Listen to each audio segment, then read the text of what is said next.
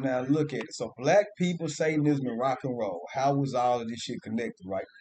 So now listen, this is Chuck Berry. Chuck Berry is known as what? The father of what? Rock and roll, right? You see what I'm saying? And we finna get into that. So now you see where it says Charles Edward Anderson Berry was an American singer, guitarist, and songwriter who pioneered rock and roll. Y'all understand that?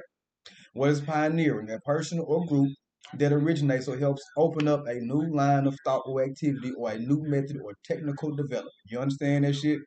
A person who is among the first at something that is new to a community. That's what he did, right? But check this out. So, uh, the immediate roots of rock and roll lay in the rhythm and blues. Damn. Shit, then called race music. In a combination with either boogie woogie and shouting gospel, or with country music of the 1940s and 1950s. I guess that's their country music kind of remind me of why Nickelback sound like they like a rock country type shit. But yes, particularly significant influences were jazz, blues, gospel, country, and folk. That's kind of the main factors of what was really going on back in the day around the creation or startup of this rock and roll shit, right? So what you got to understand is commentators differ in their views of which of these forms were most into the degree were most important, and the degree to which the new music was a rebranding of African American rhythm and blues for a white market, or a new hybrid of black and white forms. Right. Scroll down. So during and immediately after World War II, with shortages of fuel and limitations on audiences available on audience and available personnel, large jazz bands were less economical and tended to be replaced by smaller combos using guitars, bass, and drums. Right. So once they couldn't really get more of the instruments they were using at first, they had to really make do with what they had. Right. In the same period, particularly on the West Coast and in the Midwest, the development of jump blues with its guitar riffs, prominent beats, and shouted lyrics prefigured many later developments. Real shit, right? So now, in the documentary film, Hell, Hell, Rock and Roll by Keith Richards, he proposes that Chuck Berry developed his brand of rock and roll by transposing the familiar two-note lead line of jump blues piano directly to the electric guitar, creating what is instantly recognizable as what y'all? Rock guitar. This proposal by Richards neglects what? The black guitarists who did the same thing before Barry, such as Glory Carter, Gatemouth Brown, and the originator of the style T Bone Walker. Right, all of these are black men. Right. So now, and they all have similarities too, but we'll talk about that a little bit later, right? So, inspired by electric blues, Chuck Berry introduced an aggressive guitar sound to rock and roll and established the electric guitar as its centerpiece, adapting his adapting his rock band instrumentation from the basic blues band instrumentation of lead guitar, second core instrument, bass, and drums in 2017. Robert, whatever the hell his name is, Chris Gall, whatever the hell, declared that Chuck Berry did in fact invent rock and roll, explaining that this artist came the closest of any single figure to being the one who put together all the essential pieces, right? So you see how there were other black men before him, you know what I'm talking about? That was kind of on that similar way. Chuck Berry, but he realized what was missing, and he found what was missing, turned that shit up, and he made it into what we see now today. So look what I typed up here. Notice how there were minor traces of what would later be incorporated into modern day rock by people before Chuck Berry. But what Chuck Berry did, y'all, was take every single piece of what came before him, add his own style with the electric sound, giving rise to the pathways for bands like what we see now, Linkin Park, Korn, Avenged Sevenfold, you know what I'm talking about? I guess you could say like new metal, alternative rock, and all that type of shit, right? So he is the father, I will say, of modern rock music. Yes, he is, right? Matter of fact, that's also his actual title, right there. You see it right there? That's his actual title, Father of Rock and Roll, right? Now, let's get into the astrological part of it. Now, remember, I'm a Vedic astrologer, and I have almost over 200 reviews. I got so many readings, y'all, and I do so much analytical breakdown. If you want to get your chart read, y'all know where to come find me and holler at me. Now, let's take a look. Purvabhadrapada Nakshatra, right? The first pada. Ajakapada is the ancient fire serpent or dragon, or also the unborn one-footed goat, right? So now, Chuck Berry's moon is in Aquarius, right? Why is that important? Because the moon rules what? Perception, right? And the degree at 27 degrees, it would be in this constellation called Purvabhadrapada. Let me scroll down 1 second for you to see it, right? Purvabhadrapada, three phases, right? It spans from 20 degrees in Aquarius to 3 degrees and 20 minutes, what? Pisces, right? So let's scroll the hell back up. His moon's at 27 degrees, and we see Purple by the Potter's rule about what? A fire dragon or a golden type of, what you call it. My moon is also in Purple by the Potter, too. I'm a 0 degree Pisces moon, Purple by the Potter. Real shit. Right on the actual threshold between, I'm talking about Aquarius and Pisces. So I kind of, I'm talking about display both of those energies, right? Because I'm all the way out of Aquarius, but I'm not really truly in Pisces, even though I'm truly in Pisces. Y'all get what I'm saying. Now, um, as you can see, not too far from his moon is what? Uranus, right? The planet of rebellion, right? But so notice, so the real father of rock music, this shit really all started from an Aquarius moon sign, right? Because remember, it's the perception, right? So what does it tell you? Modern rock from a perceptional base was invented by what? Saturn. Saturn's known as who? Satan, Shaitan, right? And look, he got Jupiter inside of Capricorn, right?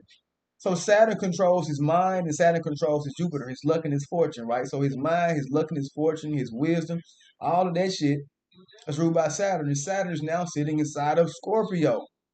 Do you understand that shit? Scorpio is the sign of the underworld. Some of y'all might, in tropical astrology, y'all say Pluto rules Scorpio or whatever the hell y'all be saying. Hades, Scorpio is there like underworld type of energy, real shit. Now, Chuck Berry may have been in some things like that. I don't know about everything in his personal life, but I will say this: he does have the energy from, at least on the occultic aspect, because Aquarius, Capricorn, Scorpio aren't going to always be devils and all this other shit. But since we're talking about an occult understanding of why rock music has a satanic influence, we have to keep in mind exactly where it originates from, and you finna see how that energy has survived through so many of the rock bands and some TV shows. It's like it's a similar energy to what he has in his birth chart that resides and all the other shit, right? Real talk. But look, his moon is in like a devilish nakshatra, right? Nakshatras in Vedic astrology are basically smaller constellations that are, what I'm talking about, within the actual overall constellation. So you got like 2.5 parts of Aquarius, 2.5 parts of every zodiac sign, real shit, and that half part leaks into another sign. You understand that? So now let's take a look. So we see that his moon is ruled by a fire dragon and a one-footed goat, just like mine. My moon is here too, right? So now let's scroll down. You see you see the seal of Satan, the inverted 5-point star. You see the dragon in Revelations. So now let's read. Now from Revelation 12. Shit. Ooh, shit. Now a great sign appeared in heaven. A woman clothed with the sun, with the moon under her feet, and in her hand a garland of 12 stars, right? Then being with child, she cried out in labor and in pain to give birth. And another sign appeared in heaven. Behold, great fiery red dragon having 7 heads and 10 horns and 7 diadems, or like 7 crowns and shit, basically. Well, yeah. You see how the goat right there, the dragon, right there, and it's in Aquarius, which is a Saturn energy, right? And what do we know about Satan? Satan was never called an angel. What do y'all get Satan was an angel from? From like these main texts. Real shit. It never said Satan was an angel. It always said he was a dragon or a serpent. It never said that he would ever turn for it don't say that in none of that shit. And I'm open to new opinions, but the new but new evidence got to make sense, and it can't just be somebody else feeling like they think it's just. I'm like, no, where does it say in the traditional text anywhere that Satan was once an angel? Now there is a text that states, I think it was in the Jewish Talmud or some shit, where the devil can transform himself into an angel of light.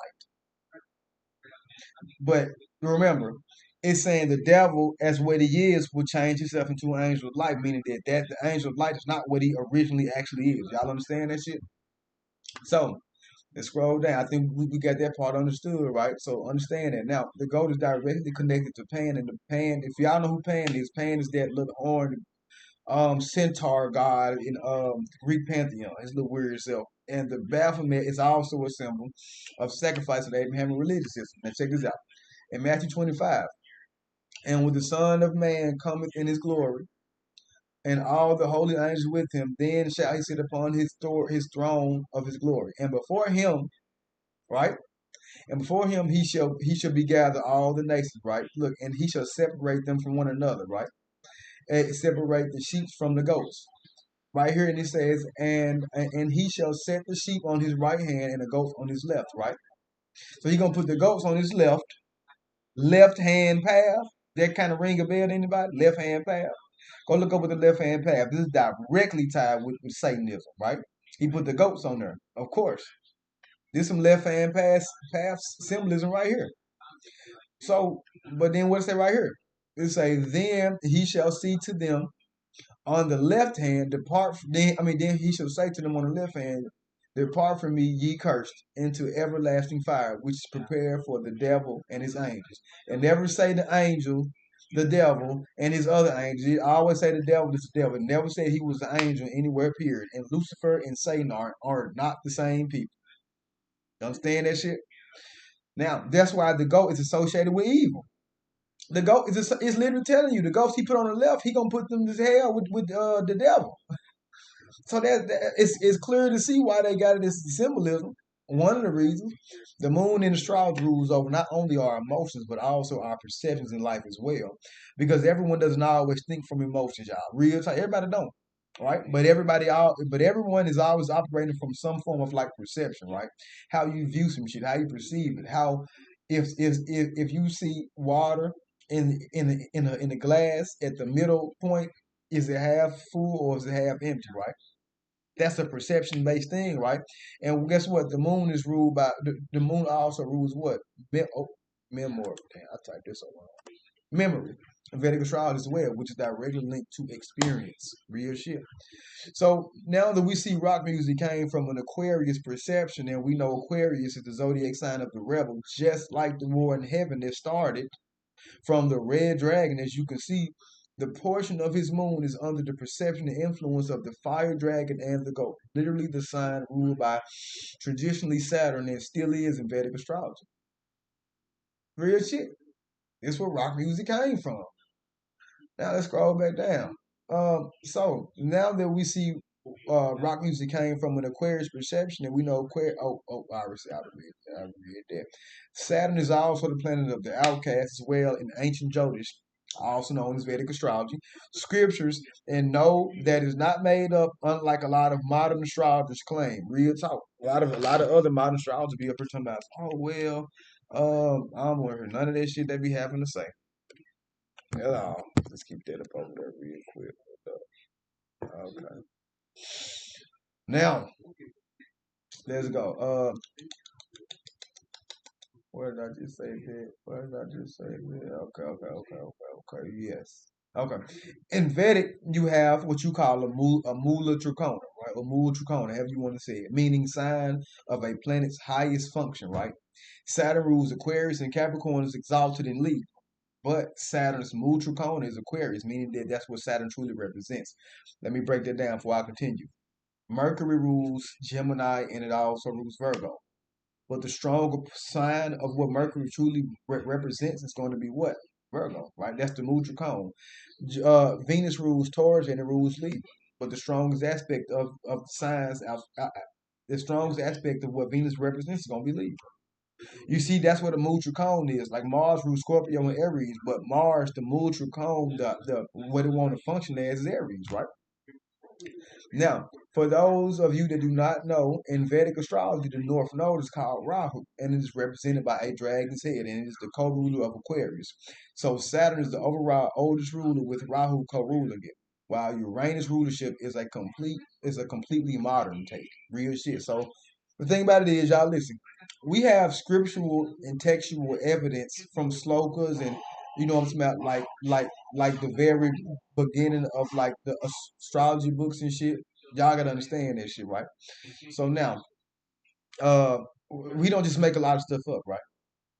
For instance, find the oldest book where Uranus, Neptune, and Pluto have rulership of Scorpio and find out who exactly said it. You probably won't be able to do it, probably, but with Vedic astrology, we definitely can. Now, so Saturn is the overall. Oh yeah. And it's the co-rule of Aquarius. So yeah, the North Node that y'all talk about in tropical is called Rahu and our shit, and it's the dragon head. Guess what? And it co-rules Aquarius alongside the actual ruler Saturn, right? Real shit. Now, like I said, you see, so listen, if you have any planets from these degrees in Vedic astrology, sidereal here, real shit, then you're gonna have some part influence to you, real shit. Whether it's your Lilith, part of fortune. I know we don't use those in Vedic astrology. What I do is take those tropical concepts and just bring them over to Vedic astrology because Vedic astrology is astronomically superior. You got people on what you call like Victor Carver and shit like that saying, "Oh well, tropical is this and tropical is that." Let me tell you something. When you pull up this shit, you go to a constellation map track. Go to the best one you can find, even if you got to pay for it. Track whatever planet is in whatever sign. I guarantee you it's not gonna match up to them tropical coordinates. I guarantee you it's not. Now let's look at what is done. Y'all know him right here. This is Ozzy Osbourne. I know y'all know who Ozzy Osbourne is. Look what he got. Lilith inside of what? He got Lilith inside of Aquarius. Oh, so y'all see that? He got Lilith inside of Aquarius, and then boop, look. He also got his son Mercury in Chiron inside of Scorpio. You see how Chuck Berry had that similar influence? I mean, has those similar placements.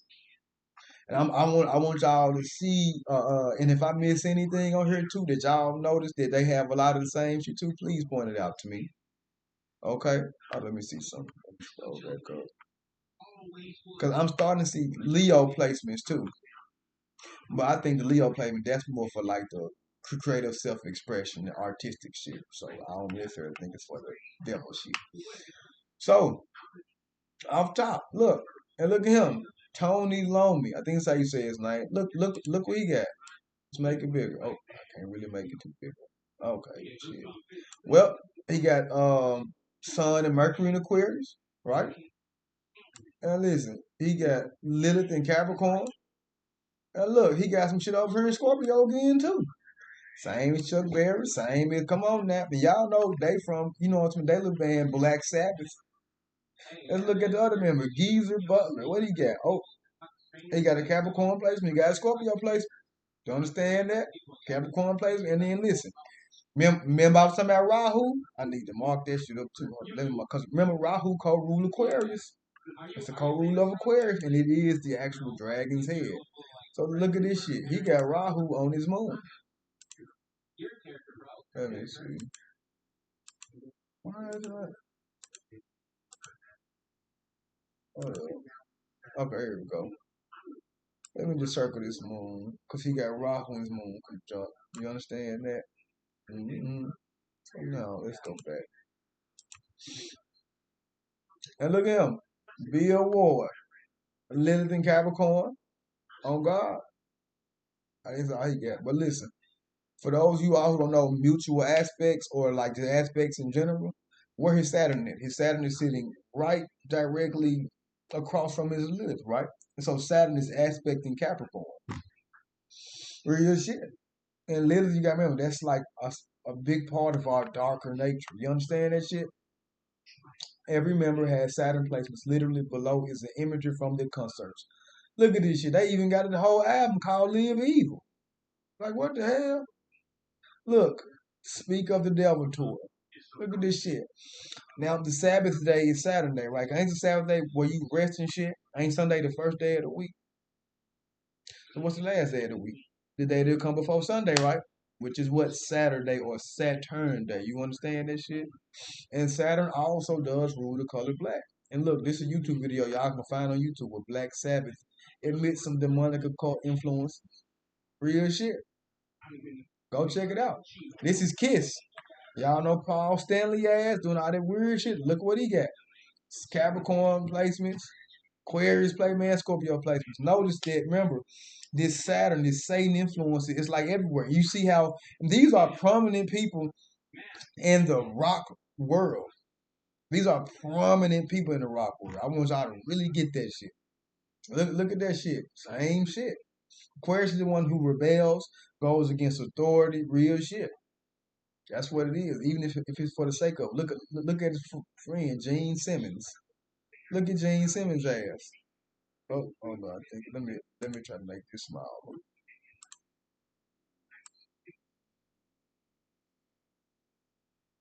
Oh, okay, right there. It's Jupiter and Capricorn where his Saturn at. His Saturn sitting with his moon and his sun, right? Real shit. I'm telling y'all, these same placements gonna do it every time. Look at this shit. This is a series called Metacalypse, right? Y'all remember that shit on Adult Swim? Look at the person that made this shit. This motherfucker got 4 planets inside of Aquarius, one planet inside of Capricorn, and 2 more planets inside of Scorpio. Now go look up this shit. You're gonna be like, what in the hell am I watching? A devil worshipping rock band created by him, Brendan Small. Now, Aquarius is a symbol, you know what I'm talking about, Satan, the prince of air, the outcast and the denied. When you start looking into astrology, not just a regular astrology, but from a cultic aspect, you're gonna be like, damn, this shit is really hid. This shit's really different. So Saturn is the ruler of darker skin, right? Even in the mythology, right? That's what darker skin is not really appreciated worldwide. It's like something favorable like that, right? You know what I'm talking about? Even the other colors, not even just with black people though. You know what I'm saying? But black people are going to be more of the Saturnian ruled people as a whole because black people have more of the outcasted history. That's what you have to understand. We aren't the only ones that have been slaves in life, but you got to understand black communities all over the world. When it comes to everybody else, we have the lowest infrastructure. Real shit. We have infrastructure, but it's the lowest, right? But what do I mean by that? Africa is not a superpower country. We have no nuclear missiles, no none of that shit to really even participate in. If a world war was to pop off, we can't even really join that shit, right? I'm pretty sure some of the motherfuckers that want to develop that type of technology in Haiti and Jamaica and Africa and shit, and maybe they one day will, but think about it, y'all. Saturn is a limping energy, meaning it takes a long time to catch up and get started. Real shit. But look at this shit. Saturn was always depicted black. You see right here, I got this one from Core, where this gentleman was explaining this shit. The devil wasn't always red. He becomes red during the romantic period. When his redness started to symbolize passion, also the flames of hell. That's what happened. Back in medieval time, the devil was almost always depicted to be black because he's down there in the hell. You all know what's going on. All that brimstone and ash and shit. And look, what is he doing? The darker person is serving the lighter people. You understand that shit? Because the sun represents the light. Saturn represents the darkness. You understand that shit? Sun represents the light. Saturn represents the darkness. I mean the damn darkness. Right? Y'all, everybody understand that shit and get it. But the thing about it is, the light people feel like the dark should work for them. But look at he helping with an angry face. Roll down. Look at this shit. Don't just look like the black face. Don't it look like the black face? And look, this is a damn satanic Bible. Look at this shit. Now, what does this shit look like? Scroll down some more. Don't this shit look like African artifacts? Oh no, all this shit up here look like African artifacts. But look, don't this shit like African art? I'm just saying. I'm just saying. And with the same way they demonize black magic and shit, man, y'all better pay attention. Saturn connection in the servant. Right here, you can pause and read. You can pause and read all this shit. Saturn is because Saturn does rule over servants, right? Hence, why you see this. That's why you see that. You see that right there? That's what it rules. Saturn rules servants. Hmm. And for those black people who be like, well, we the children of the sun, guess what? If you read about the Hindu mythology, and I understand you be like, that's Hindu, that's not us, you got to understand occultic decipher. A lot of y'all might not really understand how to do. You got to understand that in the mythology, Saturn, the mother of Saturn was called Chayagraha, a shadow planet, right? Real shit. It was called Chayagraha, a shadow planet. Y'all understand that shit? A shadow planet had sex with the sun and then birthed Saturn. His name was Shani in the Hindu pantheon. He was born with darker skin. Makes sense. His mama was darker, but literally a damn shadow, right?